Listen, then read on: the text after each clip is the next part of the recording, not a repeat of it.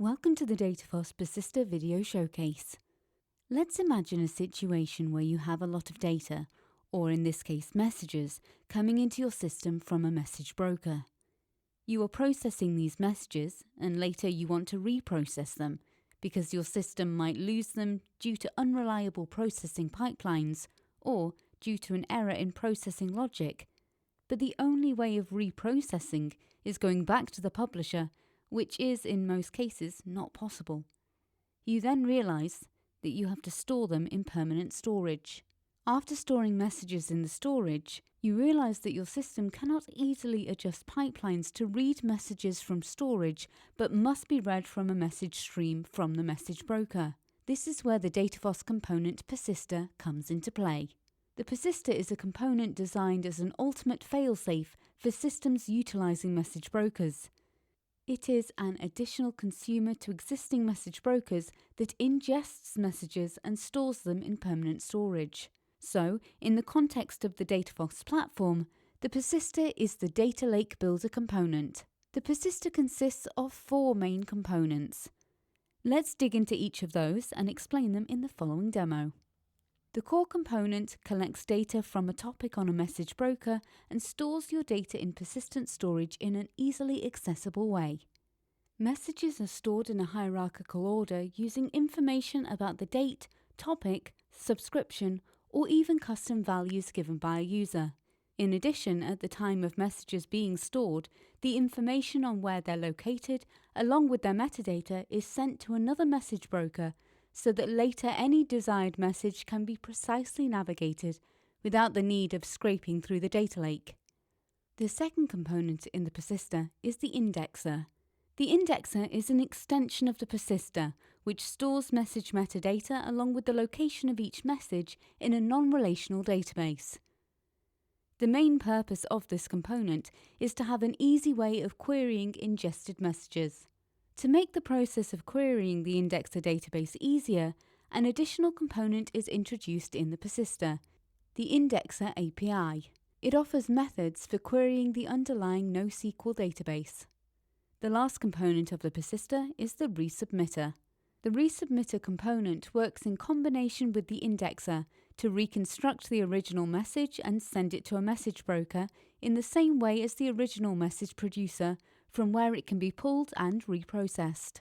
Because the indexer component is storing message metadata along with the data lake location, this process is a bit easier, since the set of messages can be determined not only by ingestion time or message ID, but also by custom metadata that is sent with each message. Now that we understand Persistor's workflow, let's take a look at a real example with the Persistor deployed on the Google Cloud platform. Here is the cluster workload.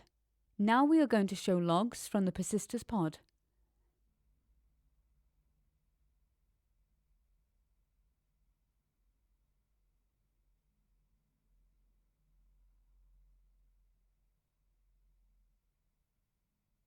As you can see, the Persistor is fully up and running and set up to ingest data.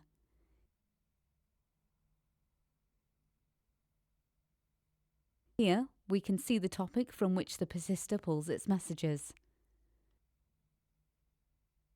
We can also see that it has no previous messages. Next, we can see the bucket where Persistor stores its messages and that it is empty. Now, let's publish some messages and watch the Persistor work its magic. We will publish 20 messages. The batch size used here in this deployment is 10. What that means is that in one Avro file, 10 messages will be stored, so we expect 2 Avro files in our persistent storage.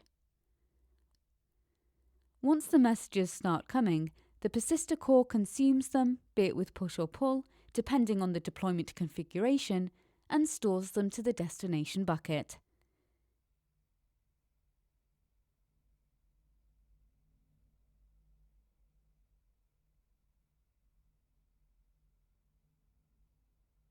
Here are our messages, stored by the year, month, day, and hour. As you can see, everything seems to have been stored correctly. To ensure everything went as it should, we can check the logs and metrics. We will just refresh the Persistor pod logs.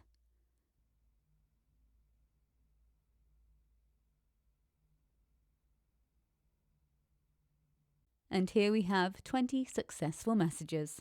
During all that, another component was also doing its part, and that is the indexer. The indexer extracted the metadata of every message consumed and stored it in a database. As we can see, the number of entries is the same as the number of consumed messages. This is how the metadata looks. Here is the unique ID and location key. Once some messages have been consumed, stored and indexed, we can use the resubmitter API to query the data by its producer, the time it was ingested, or any other metadata parameter such as location key, business source key, etc. You could also just resubmit a few chosen documents using their unique IDs. Once we send a request, the resubmitter uses the metadata from the indexer database and the persistent storage to publish the chosen subset of messages to another topic, making the data available to the client again. Now we are going to check our topic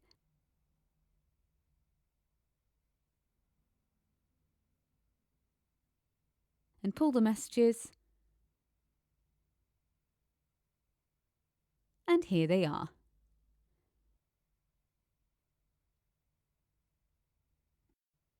Many thanks for watching this video. For more information, please visit syntio.net.